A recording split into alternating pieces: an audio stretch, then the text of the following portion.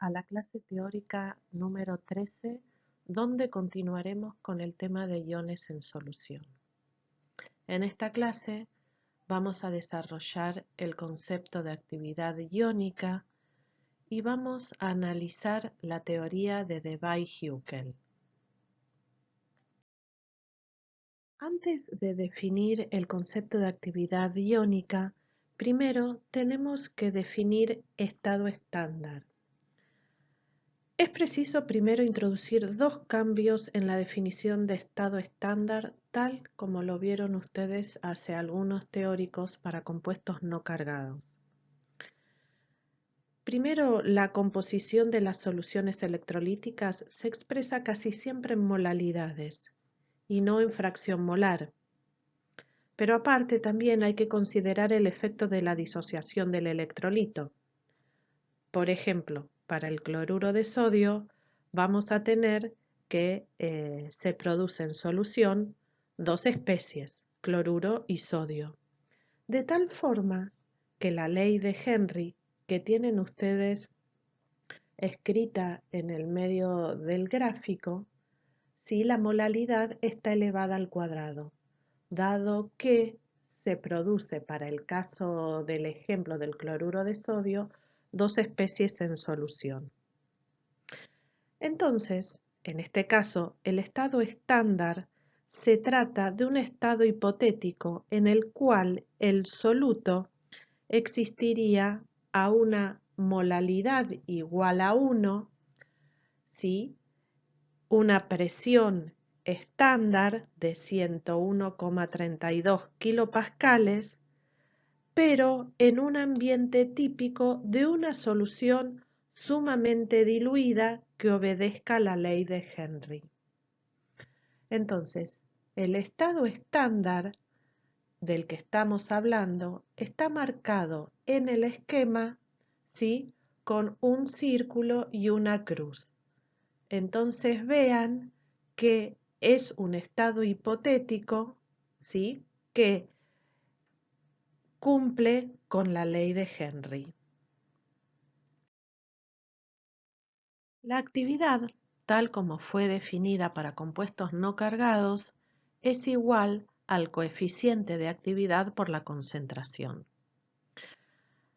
La definición de potencial químico como concepto termodinámico permite tener en cuenta que todas las desviaciones de la idealidad van a estar incluidas en el coeficiente de actividad, como ustedes ven bien en la ecuación para poder calcular el potencial químico teniendo en cuenta el coeficiente de actividad.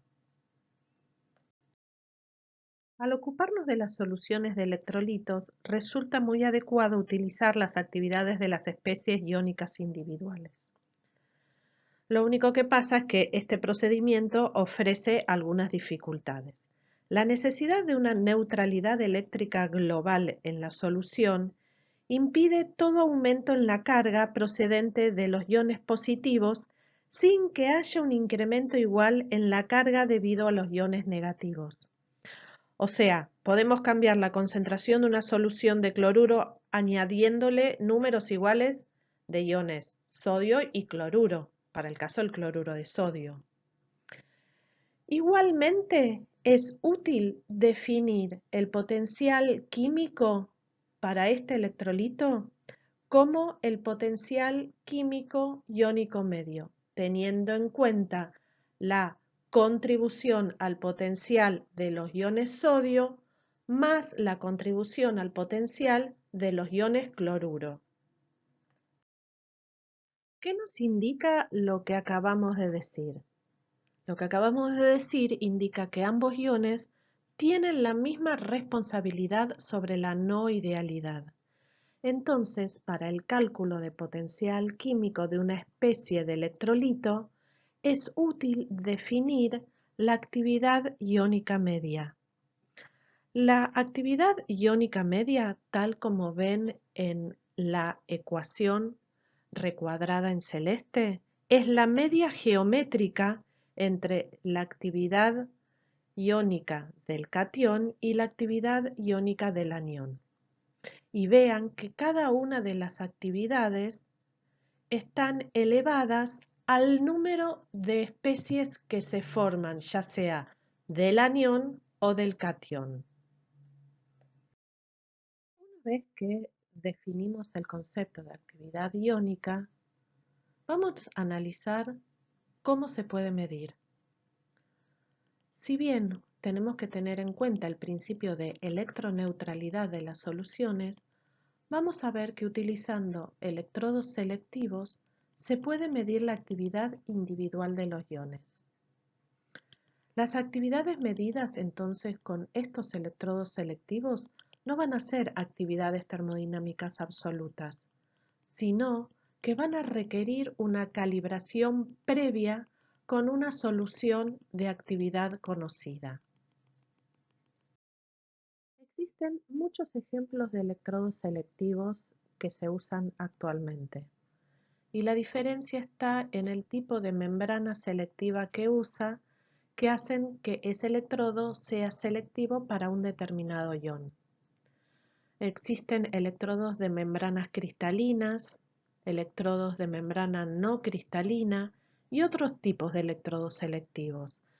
En la diapositiva ustedes ven un montón de ejemplos para medir distintos aniones y distintos cationes. Igualmente, el paradigma de los electrodos selectivos es uno que ustedes ya conocen y es el electrodo de pH, donde el pH se mide como menos logaritmo de la actividad de los protones. La aplicación y uso de estos electrodos selectivos es enorme y muy variada. Como ustedes ven en la diapositiva, se pueden utilizar en polución, en procesamiento de alimentos, para determinar el contenido de sodio en carnes y jugos, en la industria biomédica y para determinar el contenido de potasio también en jugos y vinos. Acabamos de analizar los conceptos de actividad y coeficiente de actividad iónico medio y de qué manera podemos medir esa actividad.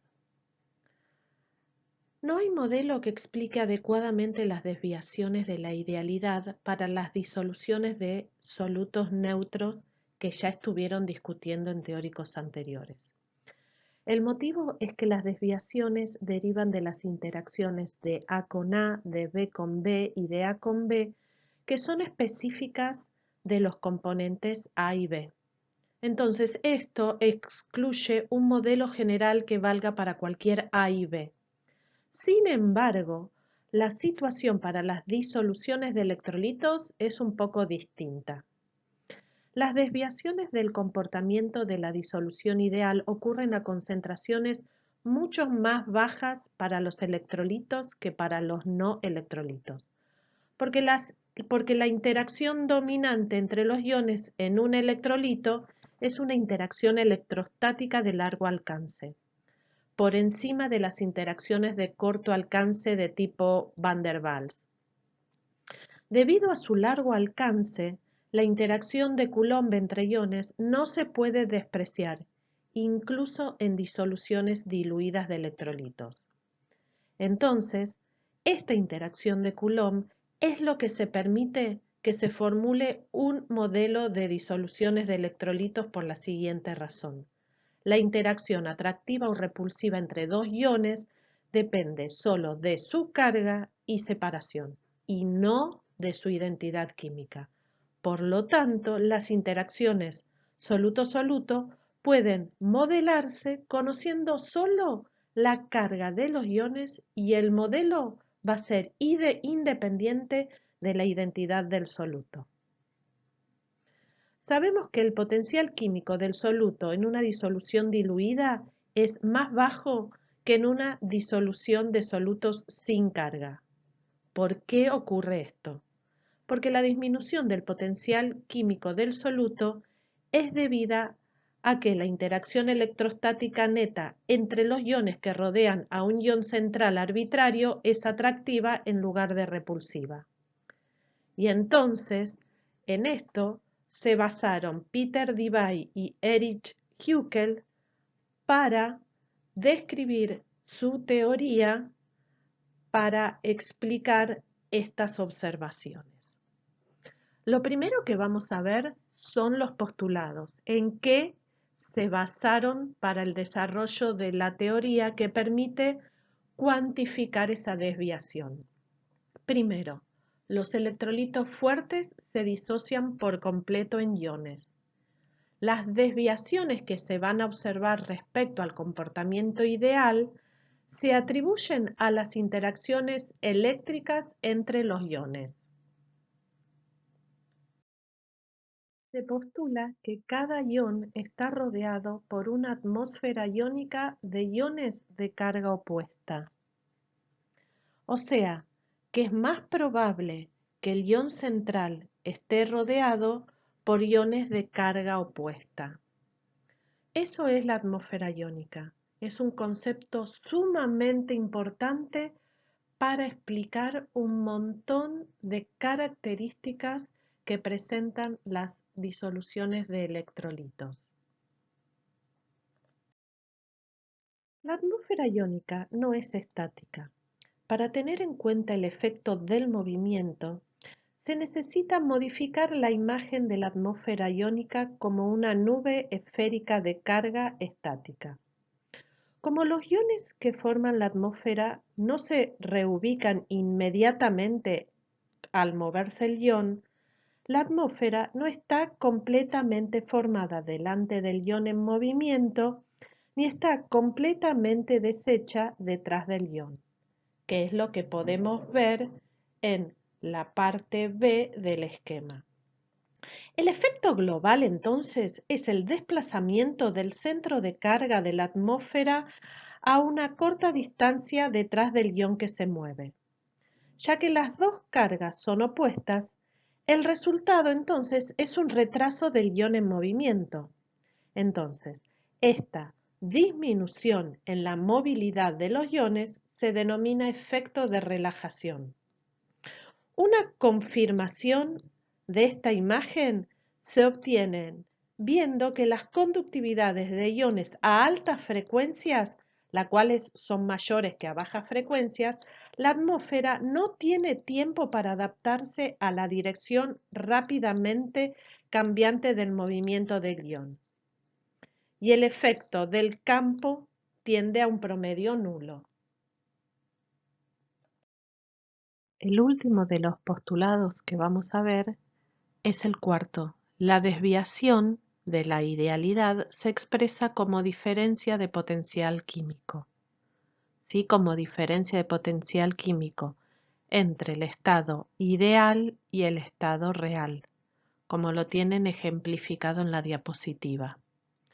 De tal manera que la diferencia de potencial químico del componente I va a ser igual a R por la temperatura por el logaritmo de la actividad de I menos R por la temperatura por el logaritmo de la concentración de I. A se refiere al comportamiento real, mientras que la concentración se refiere al comportamiento ideal. De tal manera que esa diferencia va a ser igual a R por la temperatura por el logaritmo del coeficiente de actividad.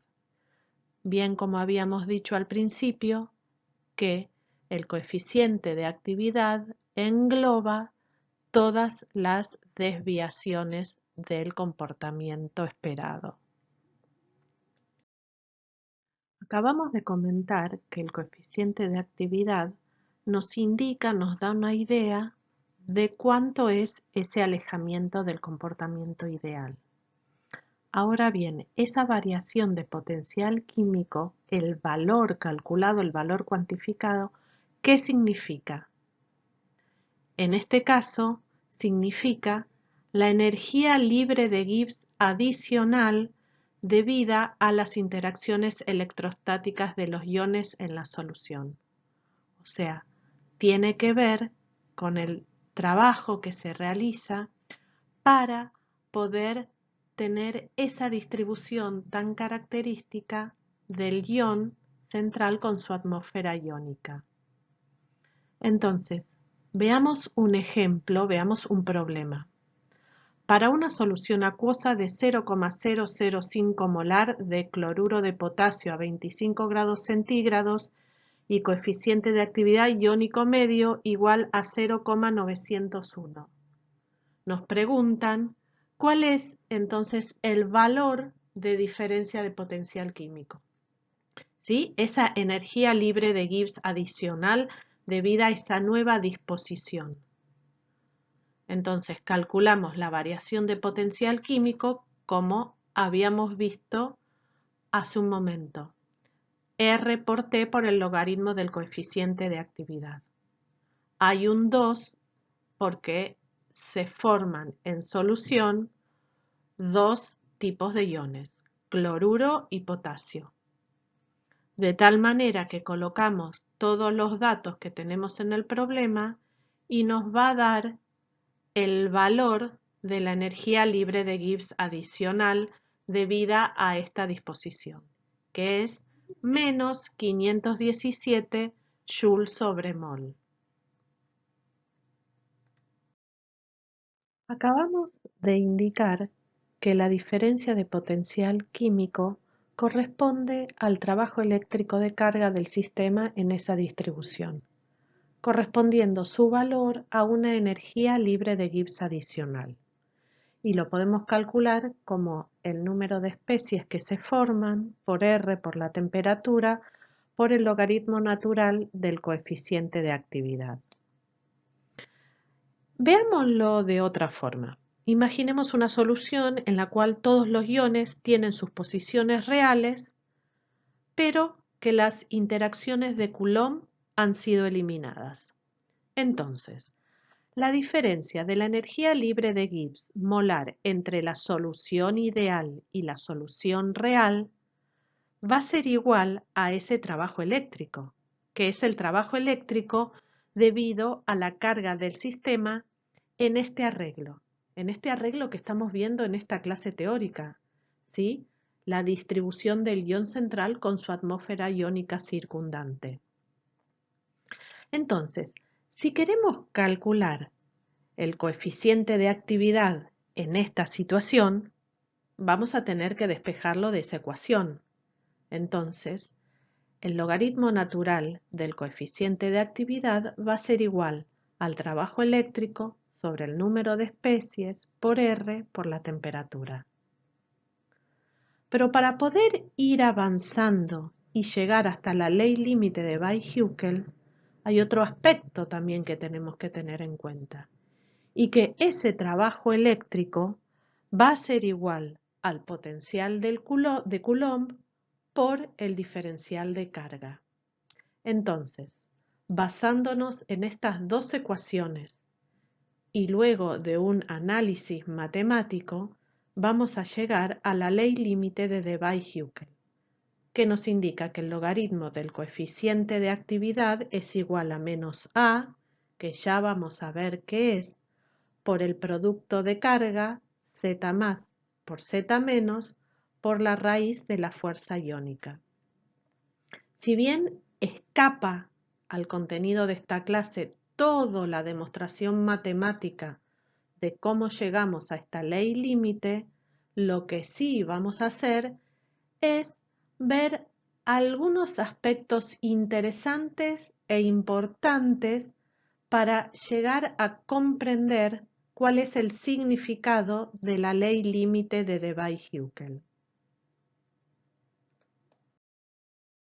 Comencemos por analizar el significado del potencial de Coulomb.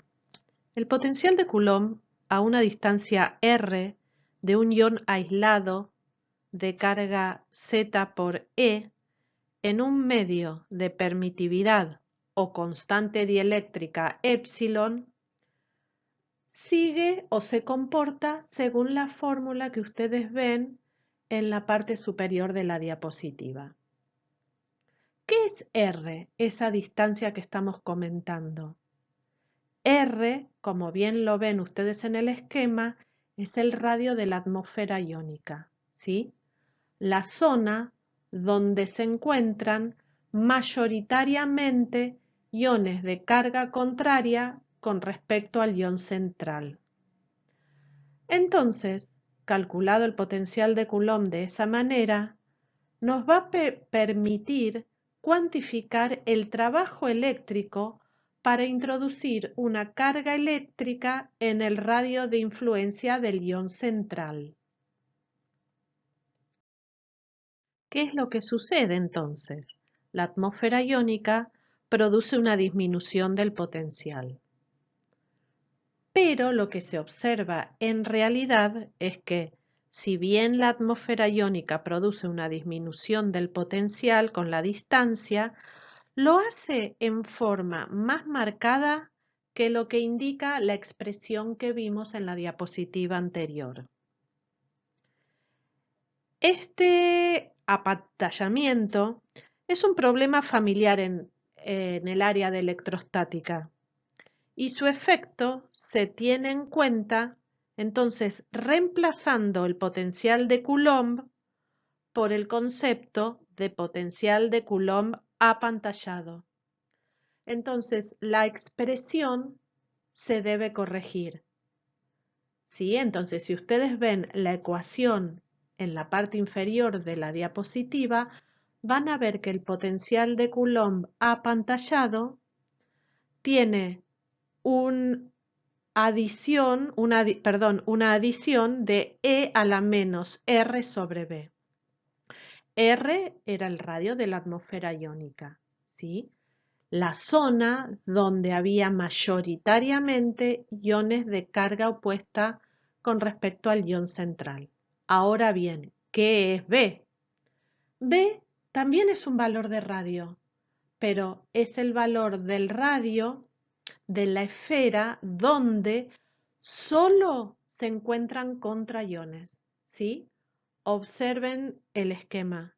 Tienen ejemplificado R y B. R, radio de la atmósfera iónica. B, radio de la atmósfera donde solo hay contraiones.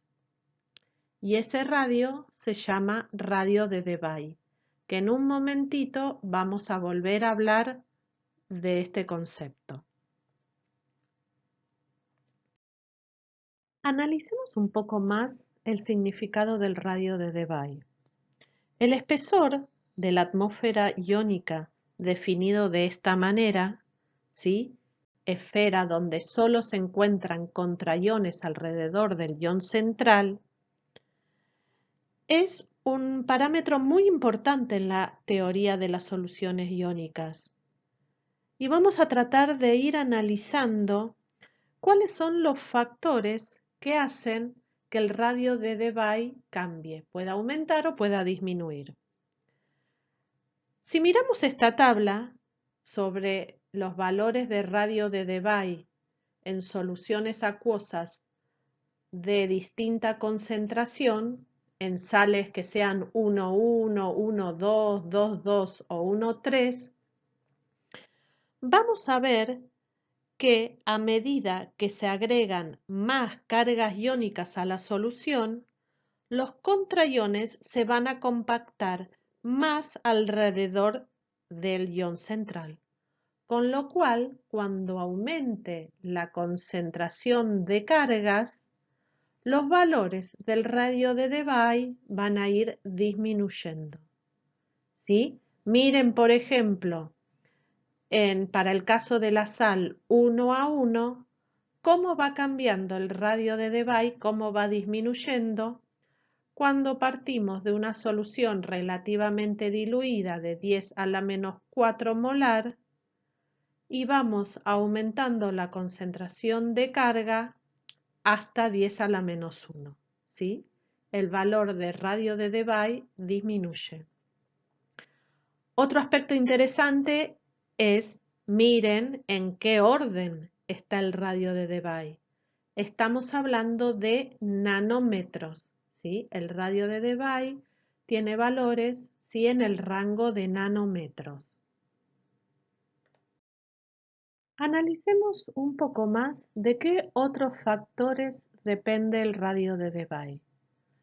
En esta diapositiva les traigo una fórmula que permite calcular la extensión de este radio y si bien no la tienen que saber de memoria, nos sirve para poder analizar de una forma un poco más fácil los factores de los cuales depende su valor.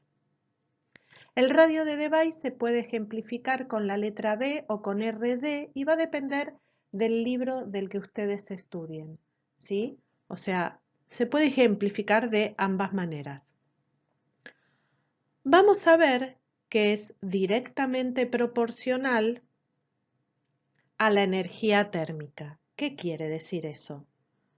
Cuanto mayor sea el valor de energía térmica promedio, R por T de los iones, más libremente van a poder moverse esos iones. Entonces, de manera más libre se van a poder alejar de la atmósfera iónica esos contraiones. Por eso el radio de Debye de esa atmósfera va a aumentar. Para el caso de la fuerza iónica I, vamos a ver que es inversamente proporcional. O sea, lo vimos en la diapositiva anterior.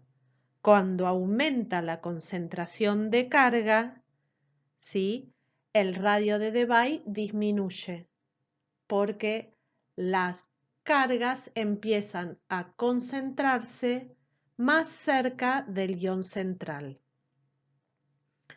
Ahora, les dejo a ustedes para que razonen tranquilos por qué y cómo depende del valor de la densidad y de la constante dieléctrica del solvente. Obviamente, 2, F y B son constantes, ¿sí? F siendo la constante de Faraday. Finalmente, la ley límite de Debye-Hückel toma la forma que ustedes ven en la diapositiva. Logaritmo del coeficiente de actividad iónico medio es igual a menos A por el producto de cargas Z más Z menos por la raíz de la fuerza iónica, donde A es una constante y es igual, por ejemplo, a 0,509 para una solución acuosa a 25 grados centígrados. Recordemos que la fuerza iónica es adimensional. Si graficamos el logaritmo del coeficiente de actividad iónico medio en función de la raíz de la fuerza iónica, vamos a ver que a fuerzas iónicas muy bajas el resultado es asombroso, ¿sí? Y es una prueba convincente a favor del modelo que estamos analizando. Sin embargo, para fuerzas iónicas mayores, los valores se empiezan a alejar de la curva teórica. Esto lo que demuestra es que las aproximaciones son válidas únicamente para fuerzas iónicas muy bajas, 10 a la menos 2 de fuerza iónica. En esta diapositiva vemos otros dos ejemplos. Los dos gráficos analizan el coeficiente de actividad en función de la raíz de la fuerza iónica para dos electrolitos, el de arriba nitrato de plata y el de abajo cloruro de calcio. La línea continua roja, ¿sí?, es la predicción de la teoría de Debye-Hückel, mientras que los puntos negros responden al comportamiento real del electrolito. Entonces, veamos que la teoría de Debye-Hückel arroja valores convincentes para fuerzas iónicas muy bajas. Cuando la fuerza iónica es mayor a 10 a la menos 2, o sea, es lo suficientemente alta como para que se vean desviaciones de la ley límite de Weis-Hückel. A esa ley se le pueden hacer correcciones como la que ustedes ven en la diapositiva para obtener lo que denominamos ley generalizada de Debye-Hückel o ley de Debye-Hückel extendida. Sí, ambos nombres son similares y dependen también del libro de texto del que uno estudie. Los cambios son pequeños, aparece una nueva constante que es B, y lo interesante es que esa constante va a depender de la naturaleza del electrolito del que estemos hablando. ¿Sí? Recuerden que siempre en las clases sobre iones estuvimos hablando que lo más importante era la carga. Pero bueno, llegamos a ver algunas desviaciones que pueden corregirse si empezamos a tener en cuenta de qué compuesto estamos hablando. Si bien esta ley generalizada resuelve un poco la situación, también tiene un límite de aplicación y más o menos se arrojan resultados confiables hasta fuerzas iónicas de 10 a la menos 1. Hay varias razones para que los valores experimentales de coeficiente de actividad difieran a fuerzas iónicas altas de los calculados a partir de la ley límite de Weis-Hückel. Principalmente implican las suposiciones hechas en el modelo. Primero, se ha supuesto que los iones se pueden tratar como cargas puntuales con volumen nulo, mientras que en realidad los iones y sus capas de solvatación asociadas ocupan un determinado volumen finito. Como resultado, hay un aumento de las interacciones repulsivas de los iones de un electrolito con respecto a las predichas por las cargas puntuales. Y este aumento se hace más importante a medida que la fuerza iónica crece. Las interacciones repulsivas aumentan la energía de la disolución y por lo tanto aumenta el coeficiente de actividad. Otro es que el modelo de Debye-Hückel también supone que el disolvente se puede tratar como un medio dieléctrico sin estructura. Sin embargo, el ion está rodeado por una capa de solvatación primaria relativamente ordenada, así como por más moléculas de agua que se enlazan más débilmente. Y aparte piensen, por ejemplo, el agua es justo un medio que tiene una estructura, ¿sí? Principalmente mantenida por los puentes de hidrógeno. La estructura a nivel atómico de la capa de solvatación no está adecuadamente representada mediante el valor de constante dieléctrica del solvente, ¿sí?